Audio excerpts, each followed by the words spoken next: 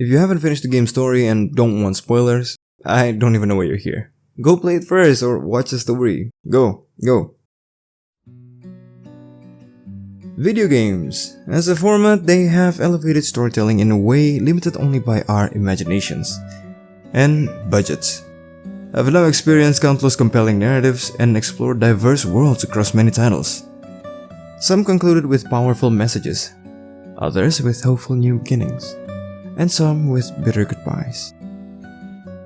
But Clair Obscur Expedition 33 shoves a revolver and a double-barrel shotgun to your face, asking you to pull one trigger very nicely.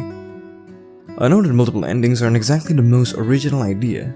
I mean, Undertale did it, and it was pretty easy to tell which ending to go for when one is literally called the genocide ending. And beyond Undertale, many games have offered their own spin on good and bad conclusions. This is actually one of the advantages video games possess when exploring a narrative: player agency. The ability to hand the steering wheel to the players and tell them that whatever comes next is your fault. However, most, if not every time, players can easily separate reality and fiction. They instinctively know, based on real-world values and morality, which ending constitutes the good ending. So why then was it so hard to pick an ending for Clair Obscur Expedition 33? Oh, I'm ready for this. Let's fucking go. No! What? Can I focus on being sad? Wait, that's a whale! Great, you fucking bitch! Yeah!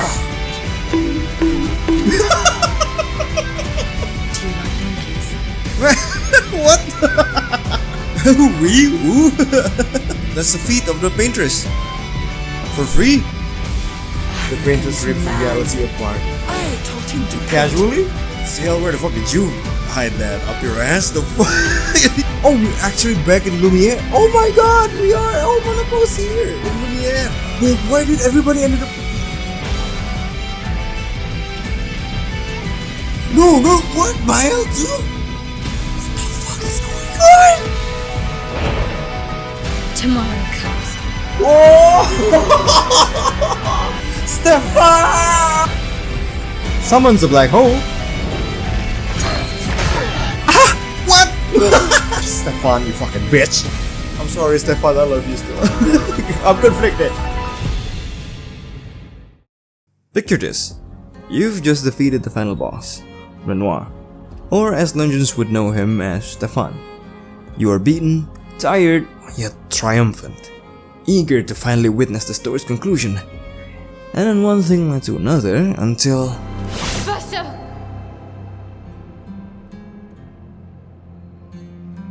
Papa also said, hold on to each other. Old friend, you've traveled miles, spinning in circles. Your blind eyes under the stripping. I'm sorry. No, come on, no, please. Oh my god, I don't want to take any sides. Say goodbye until next life. Decide the fate of the canvas. Fight as No! No! No! I don't want this! I was deeply torn when Clair Obscur reached its crescendo. That was quite obvious from the clip, but I don't think I was alone on this.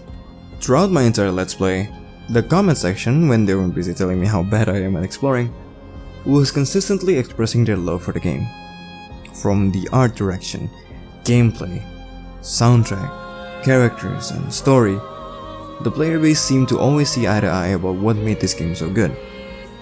So, it came as a genuine surprise when the finale hit, revealing how these people, who loved the same game, could feel and derive such profoundly different meanings from it. To a point where my comment section became a battleground of arguments regarding the ending. Don't get me wrong, most of these arguments were surprisingly civil and very well articulated. Yet, they held their decisions with immense conviction.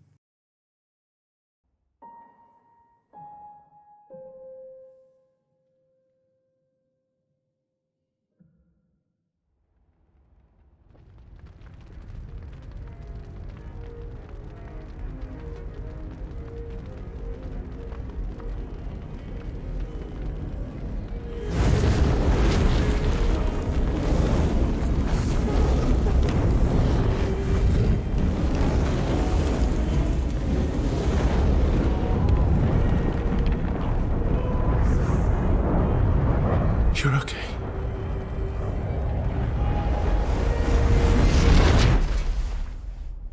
Upon reaching the ending of Act 2, all of our biggest questions about the game were answered. The truth behind the nature of the Gamache, the Desandro family, and most shocking of all, Wait, is Lumiere this whole time just a painting? this revelation establishes several foundations for my discussion regarding the two endings. First and foremost, it concerns the truth behind reality as we know it. This part of the story is executed perfectly, and honestly I can't think of any better way this revelation could have been handled. The biggest factor at play here is the timing of this reveal. Let me explain. The moment you start the game, you're treated to a gallery of vistas, painting the scenery of iconic French landmarks like the Eiffel Tower and the Arc de Triomphe, albeit both of them are noticeably warped and ruined. Personally, when I see this, my mind defaults to an alternate history or a dystopian future set in a real-world location. This draws the player into a sense that we are engaging with a fiction based on our reality, but with a fictional twist that alters the world as we know it. As the game progresses and we reach other parts of the continent and uncover more of Lumiere's history, the game slowly but surely builds upon the reality of its fiction. Our understanding of what is and what was. Things like the Gamache, the fracture, the expeditions, the characters, these are the things that we accept as the reality.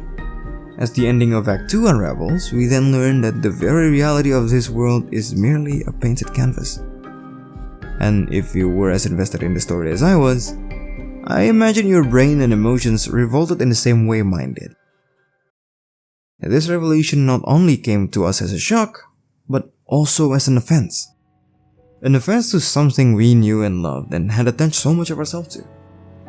Why did this revelation have such a profound impact on us, the players, and ultimately on our values when we deciding the game's ending?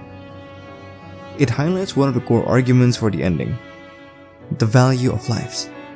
Specifically, the difference in value between the lives within the canvas and those outside the canvas. Arguments on one side claim that lives within the canvas are just as valuable, sentient, and human as lives outside it. The other side argues that lives in the canvas are fake, easily created and uncreated by the painters, thus rendering their value lesser than those outside the canvas. So, which argument is valid? Are their lives equal, or is one more valuable than the other?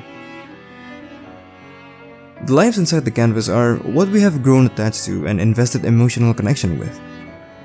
During our time with the party members, we learn about their dreams, ambitions, fears, and flaws, all things that make them human and relatable.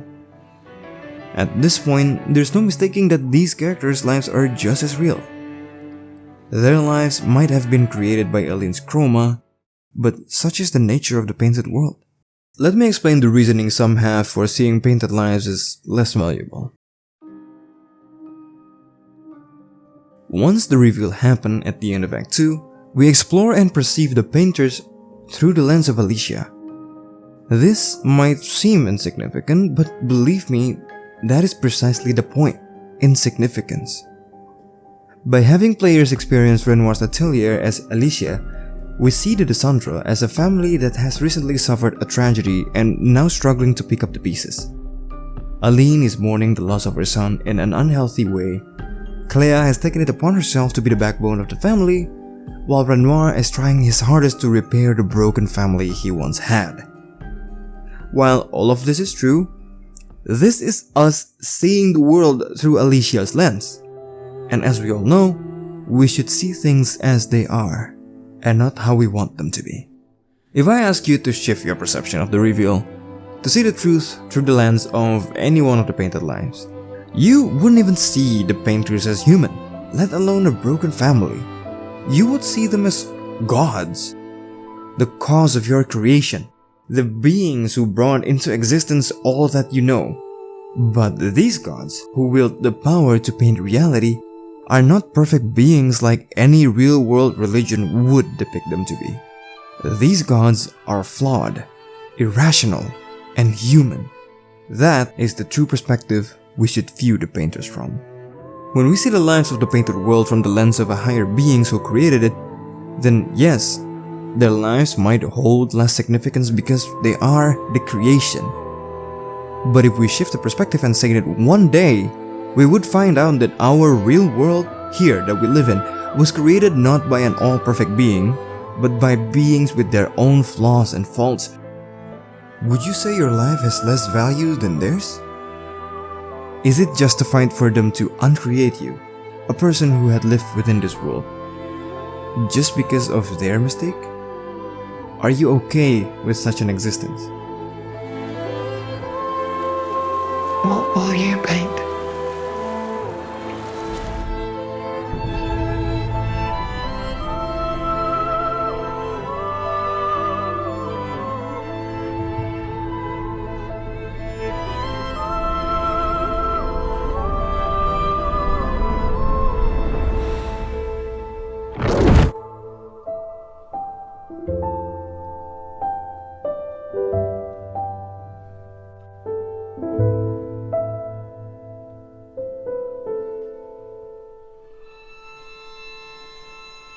So when comparing the values between life in and out of the canvas, if you see the painters as the normal human and the painted people as their creation, I can see why people would say that life outside is more valuable.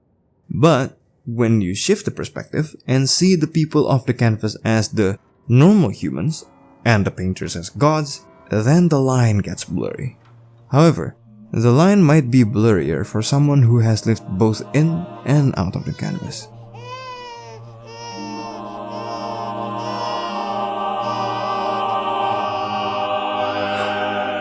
She's a girl. She's a girl. She's beautiful. What a lovely voice. My love, did you decide on a name? The odd one out, the one who never fits, and the one that is missing something that everybody else just gets. And these are the words Myel would use to describe herself in regards to her life in Lumiere. She never felt like she belonged and wanted nothing but to venture out into the unknown. And now that we know the full context of who or what Myel actually is, I guess she's not wrong. I'm unsure how she came to it herself, but her sense of not belonging is essentially the feeling that her very nature is different from those around her in Lumiere.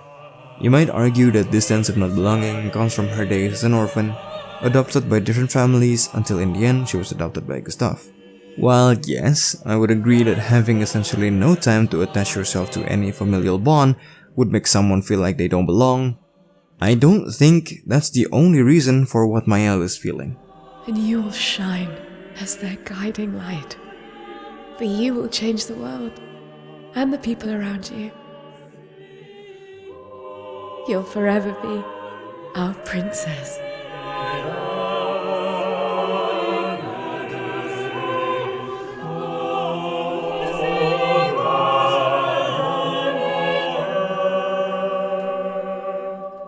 I have decided on her name.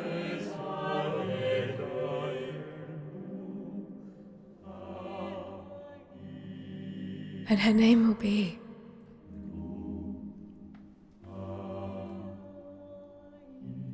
Myel.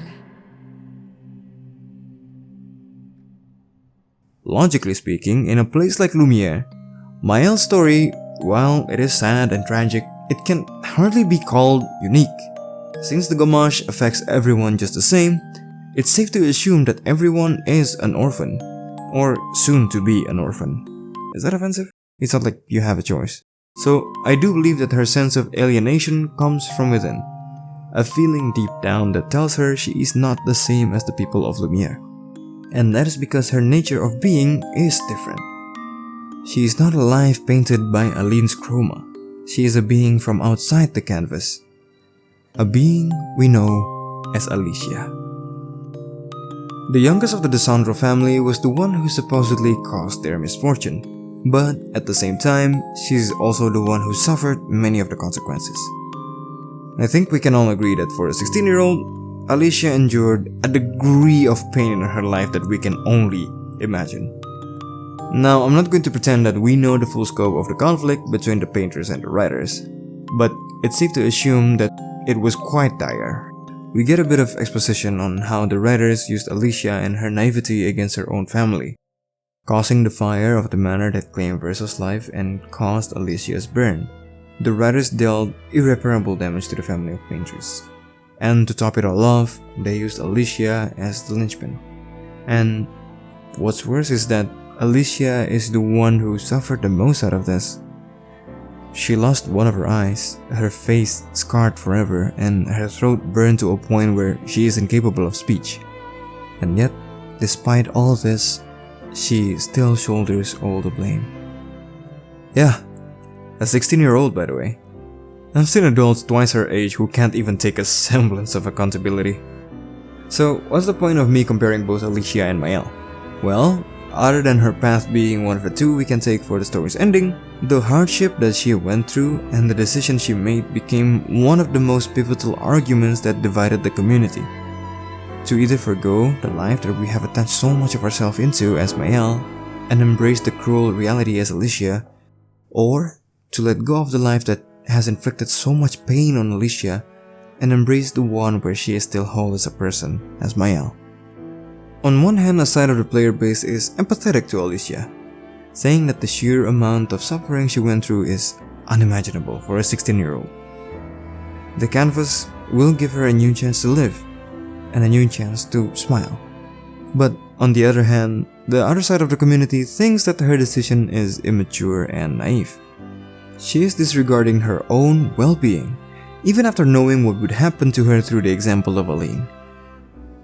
No matter how much you argue though, the canvas will always be home for Myel, and I'd even argue that she has more attachment to the people of the canvas than she does to the DeSandro family. And looking at how her life is outside the canvas, the tragedy that has befallen her as Alicia, it's no wonder why she chose to stay. However, we can't turn a blind eye to how the canvas is going to slowly kill her. It is one of the main reasons why Verso chose his path to begin with.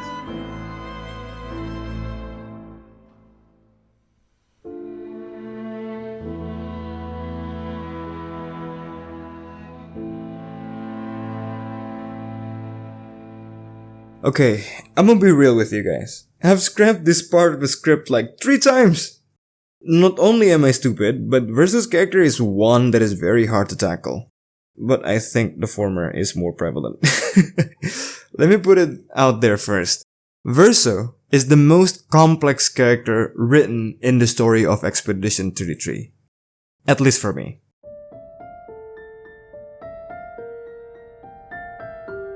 I love flawed character. It feels like an awful lot of narrative media nowadays is too scared of implying anything negative about the characters that they're writing.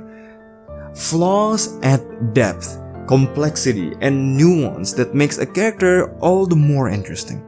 As for Verso, he is made to be the perfect rendition of the original Verso in Aline's memory of him. But the Verso that we know is flawed. Flawed to a point where he feels the most human out of all the characters. His nature is caring, but many of his actions were driven by selfish causes. We've seen him trying to console Myel in her mourning of Gustav. We saw him build genuine connections with the members of the 33rd, sharing stories with Ciel while sharing his deep knowledge of Chroma with Lune. But despite all that, he still hides the truth from them, leading them all on a mission that would ultimately spell the end of their existence. This contradiction causes a lot of people to hate Verso. This sweet, talking, sexy-haired, piano-fingering man has ultimately betrayed the sole purpose that drove us forward for the expedition. But was it really an act of selfishness? Yes it was. I'm not going to hold the answer for too long. Even if his whole goal is to force both Alicia and Aline to let go of their grief for their own sake, it ultimately still is a selfish decision. To end all life within the canvas for the sake of only those who matters the most to you. But saving Alicia and Aline was not his only goal. The main reason for him wanting to put an end to the canvas is because he was tired. I'm tired. So trust me. We are your family. Family is complicated.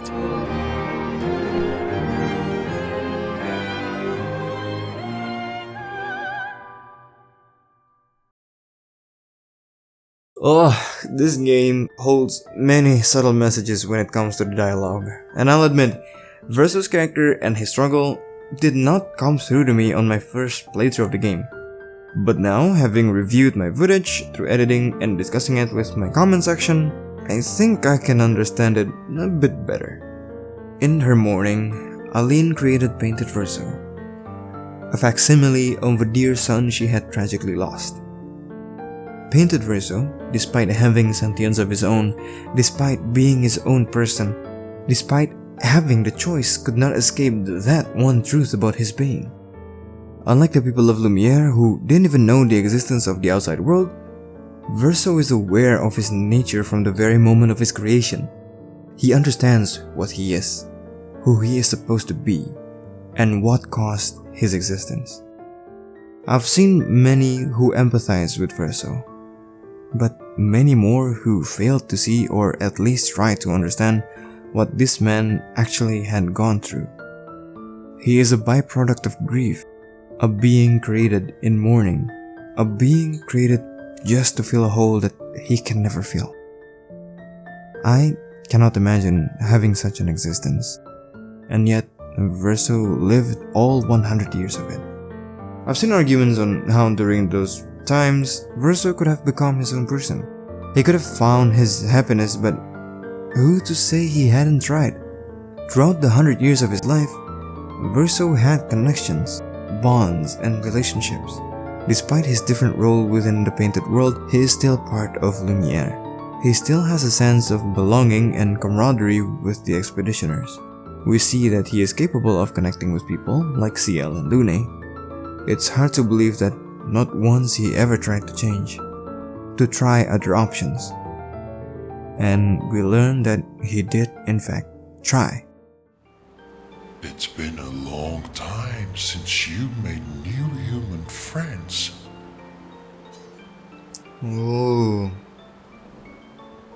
You know what I think about friendships with expeditioners? What? I don't need more friends, I have you. No, I'm curious about the first You know what I one. think about friendships with expeditioners. Why? Losing a rock is better than never having a rock. But all that effort to bond, to be something that he is not, ended up hurting him more and more. The simple truth that he can't escape is that this world was created in grief, and at the center of it was him, the very being that Aline created to channel her sorrow for each person who has Gamage, each expedition that has fallen, and each tragedy that befalls the people of Lumiere. All of that is tied to him. And there are no simpler words to explain how he feels other than, You're tired of painting, aren't you? I'm tired too. Now, does that give him an excuse to do the things that he did? No. Were there any other option he could have tried? No. The narrative really puts Verso in a difficult position as a character that I can now fully empathize with, but cannot support. He is stuck in an existence that forces him to be someone he is not, while indirectly shouldering the sorrows of the canvas. The only way out is to end it all. His friends, his family, and himself. We can see this pain and suffering of his during Myel's ending. It was the one scene where he was not hiding any of his intentions, and the one moment where he lets down the mask to speak in truth. He asked Myel to end his life. I don't want this life. Stop saying that. I don't want this life. I don't want this life. I just wanted to live this lifetime together. This lifetime that was stolen from us.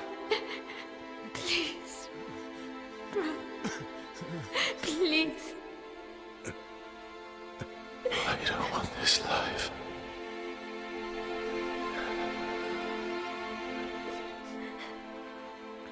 Verso is flawed, and sadly many misunderstood his character. And if you think I'm biased because of how hot he is, you're probably right, but that's beside the point, so shut the fuck up.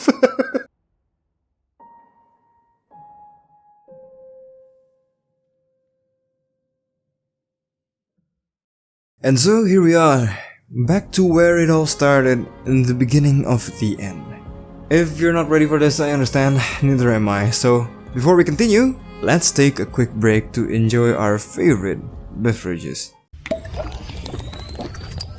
Hello there, Editing Kuro here. Before he finishes chugging down his milk, I just want to say if you've enjoyed the video so far, please give it a like and subscribe if you haven't already. These videos aren't quite easy to make and your support would truly be appreciated. Alright, he's done with his drink, I should go. Okay, everyone finished their drinks? Good. Let's talk about decisions. Not too long ago, at the time of uploading this video, I had a live stream discussion with my friends where we extensively discussed the ending of Expedition 33. Link will be in the description if you're interested. During that discussion, I found something peculiar. One of my friends chose Verso's ending first and preferred it over Myel's. The other chose Myel's ending first and preferred it over Verso. To some of you, maybe that's a given, since the ending we pick is naturally the one we ultimately want for the story. But it was a bit different for me. You see, when I played the game, I chose Myel's ending first, but Verso's ending is actually my preferred ending. Now, lower your torches and pitchforks, ladies and gentlemen. Believe me, I've had my fair share of people questioning my decision and opinion regarding the ending. So, this time, allow me to explain. When I was presented with the decision, I knew to some degree the narrative weight these choices carry. Myel's ending would allow her to once more live within a healthy body, assuring the continuation of the painted world and leaving all the Desandro tragedy behind. However, this ending would also imprison Verso in the very existence he hated, slowly but surely kill Myel over the extended period of chroma usage, and ultimately break the boundaries of creation and creator. If that last one is a bit confusing, it's okay, we'll circle back to it later. Verso's ending would grant him his wish of being unpainted from his miserable existence, saving Alicia and Aline from slowly killing themselves, while allowing the Desandro family to properly grieve for their loss. However, this comes at the price of losing everything and everyone you know and love within the canvas. These consequences were made clear from the dialogue of dispute Myel had with Verso before the moment of the conflict. So, to clear things up, why did I choose Myel's ending first? Well, to give an honest meta reason, I know this is a game. Whatever ending I choose, I can undo and try the other one. There's one guy in my comment section who told me I was wrong to pick Myel's ending. Well, first off, I don't think anyone should fault anyone else for picking one ending over the other, and second, I fear for the declining rate of attention span within this generation because the guy didn't watch the whole thing but skipped through to the ending, saw that I picked Myel's, and chose to comment on it. Look, people play their games differently, and for me specifically, when it comes to multiple endings, I usually save the ending I want for last. For me, the ending that I last saw is the one that usually sticks with me more. If I went through the ending I wanted first and then went through another ending I didn't really enjoy, it would honestly kind of water down the experience for me a little bit. As for the narrative reason why I choose Myel's ending first, I knew Verso's ending would be the end of everything, the erasure of Lumiere, Esquier, Monaco, Lune, Ciel, the Gestrals, everything that we had come to love. And as I've stated before on the subject of value of the two realities, life within the canvas is just as valuable as life outside.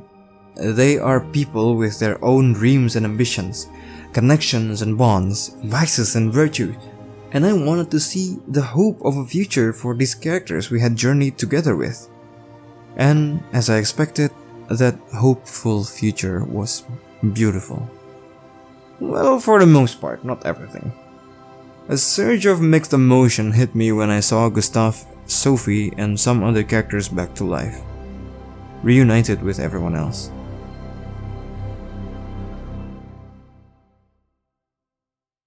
I can't lie and say I wasn't pleased. Gustav was one of my favorite characters, and to see him and many other people of Lumiere finally find their happiness was touching. But I'd be lying if I say that it didn't bother me either. We saw how Myel, using her power as painter herself, brought back Lune and Ciel after the second Gamage. And so, putting two and two together, we can figure out that after she stopped Verso from erasing the canvas, she repainted everyone that was tragically taken away. Not just those who Gamage or died because of the expedition. She even repainted Ciel's husband, who died of an accident that is unrelated to the main story. Now, why is this a problem? Didn't I just say I want to see the characters we know and love to be happy? Well, to better explain, we need to take a bit of a detour to a different piece of fiction called Guren Lagan.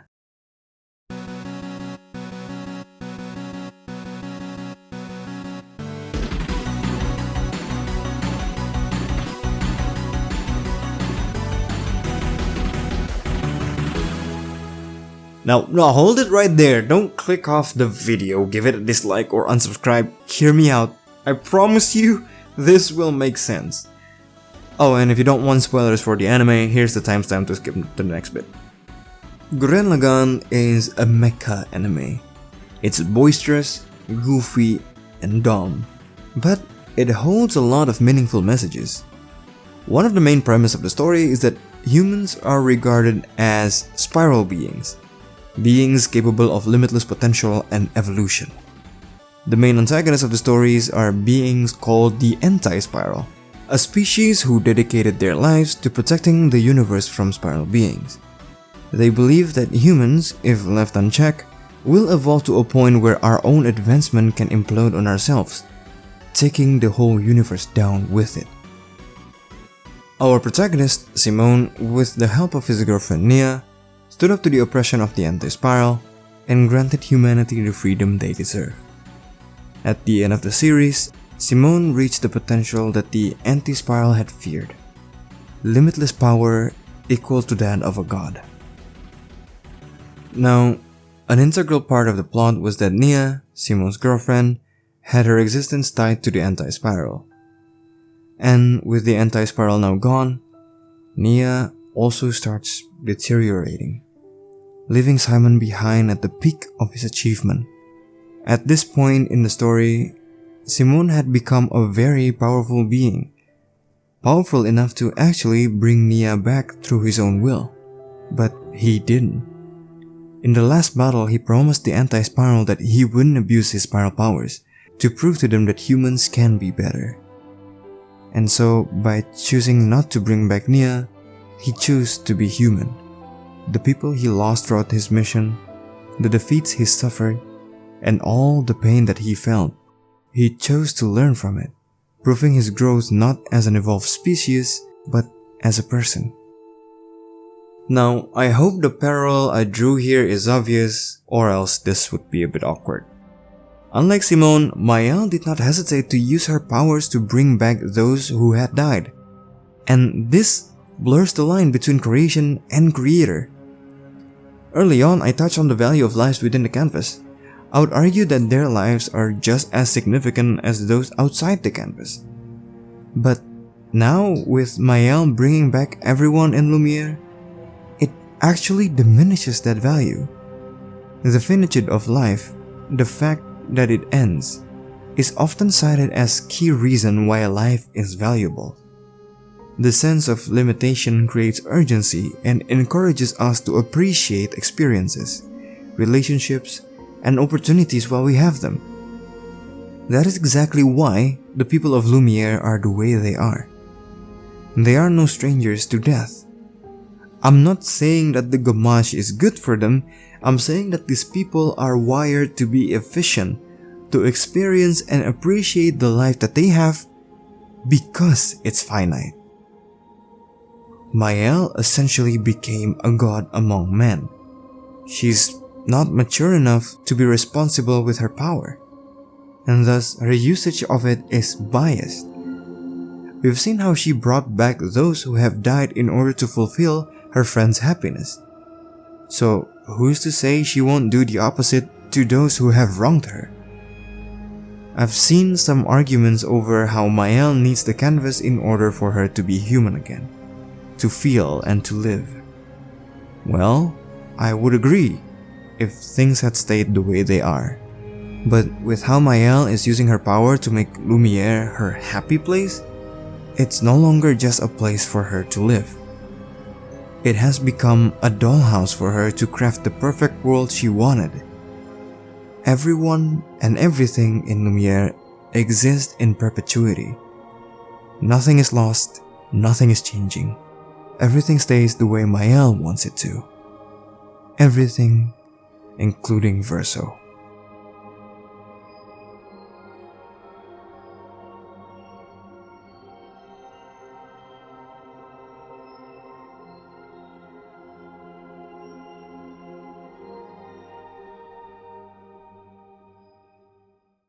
Like I've stated before, despite picking Myel's ending first, I actually align more with Verso's. And it's not the case of me saying how Myel ending was, deciding that I didn't like it, and then going with Verso's, no. Even before making the decision, my personal values and ideals actually align more with Verso's ending. Not the death of many people of Lumiere, no. I'm not lining myself with that. Before we dive into his ending, we need to set one thing clear. The painted world, Lumiere, and all the characters within, no matter how much we love them, they were created by Aline to cope with her grief. Now we can argue that Lumiere and the people within it have grown and developed into something beyond that reason. However, their existence at its core is still tied to the suffering of the Desandra family. And that is one of the main reasons why I preferred Verso's ending rather than Myel's. Aline, in her sorrow, created her painted family and Lumiere in order to run away from her pain. That act alone was already a mistake. And in order for Aline to truly heal and for the Desandra family to move forward, Lumiere and the people of the canvas must go. However, the people of Lumiere are unmistakably human. And as time goes on, Lumiere has grown to be much more than just Aline's projection of grief. They are their own people that have nothing at all to do with the dispute of the Desandra, know nothing of the origin of their creation, and yet they've suffered the consequences of their unprompted existence. And this is where I align with Verso's ending. The existence of Lumiere within Verso's canvas was a mistake to begin with, and unfortunately, it is better for everyone if Lumiere never existed in the first place.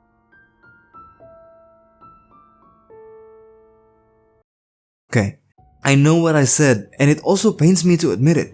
I love Gustave, Sophie, Lune, Ciel, Monaco, and Nesquier as much as anyone does, but we can't turn blind to the facts. Like a sickness, the gamache is eating away at Lumiere, causing them losses they don't deserve and grief they never should have felt. Their future is finite, and the end will come to them way before the countdown hits 0. And if you think that the original Renoir is the one that needs to stop, why would he? He has no attachment to the canvas. The only thing he knows about it is that it's killing its wife. And we all know Renoir would stop at nothing to pull Aline out of the canvas. The only person who could have made the difference was actually Myel or Alicia. And we all know how that went down. So at this point, unless there's a way to keep Aline and Alicia out of the canvas while maintaining the life within, the best thing to do is pull the plug on it. And fortunately with Verso, that aligns with his personal goal of being erased out of existence. Dear God, that's just that's so depressing, holy fuck.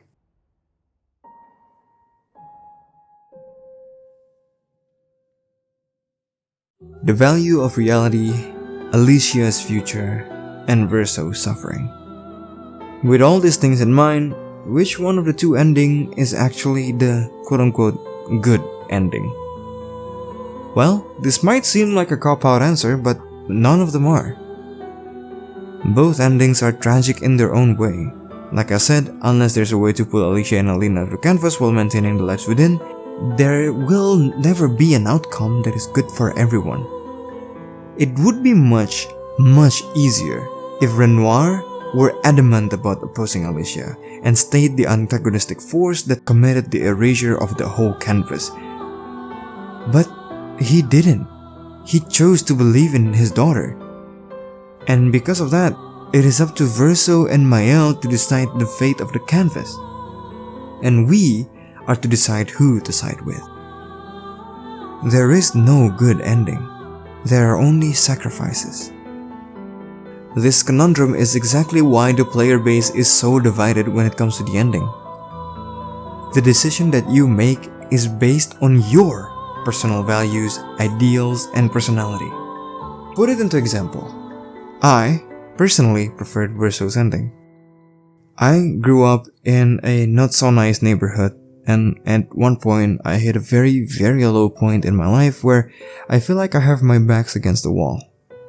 And whatever step I take is always the wrong one. It was so bad that in some of those days my only purpose was just to try to survive another day. And so I have survived. Things got better and, well, I'm not exactly where I want to be right now, but I've grown to be better and stronger of a person because of that.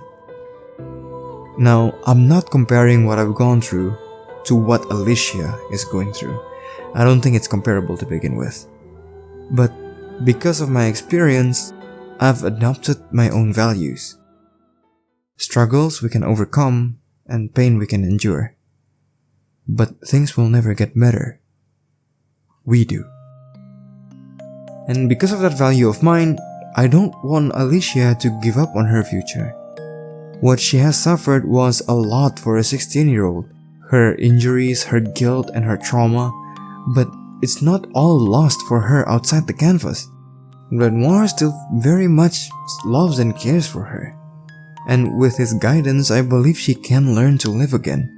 And add into it, Verso's 100 years of suffering were the origin of his existence for Aline to channel her grief. The outcome outweighs the sacrifice. Am I happy about the erasure of the whole canvas? No! I cried so hard when we had to let go of everything we love from that reality. But I've stated this before. The creation of Lumiere was a mistake to begin with. It's unfortunate that the people have grown to be more than just Aline's way of coping with her loss, but they have suffered for generations because of their own creator. So rather than prolong this generational pain, while also having Aline or Alicia slowly dying in the canvas, unfortunately, this is the only way.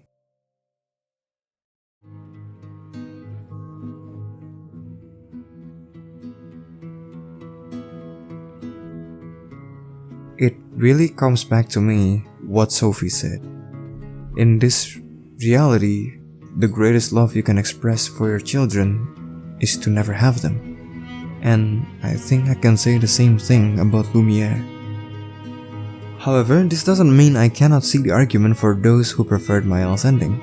My values and ideals may not align with it, but that doesn't mean I'm denying the feelings of empathy people have for Alicia, or the attachment and emotional bond they have with the characters within the canvas. Because that's what life does. It keeps forcing cruel choices on us.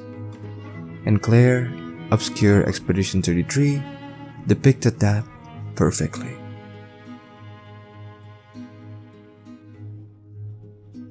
Hey, Guru here with a bit of an update.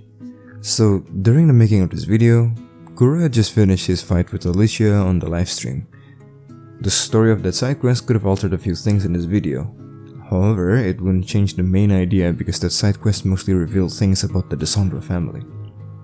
It adds so much detail and depth into the family and their relationship that I really think they should have weaved it into the main storyline.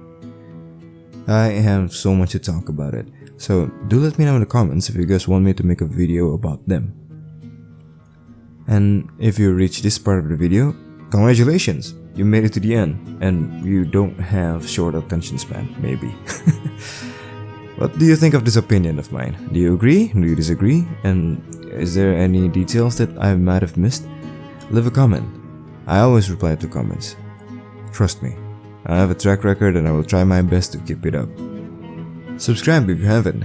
Follow me on my socials because I post live stream schedule and updates there. And join my Discord community if you like cool people. And also a shout out to this month's coffee supporter, Hans and Asteros. You guys are amazing. It really helps this channel going, and if any of you would like to support me in coffee, there's a link in the description for that. But yeah, I hope you guys enjoyed that video. So I will see you on the next one. Take care everybody. Bye bye.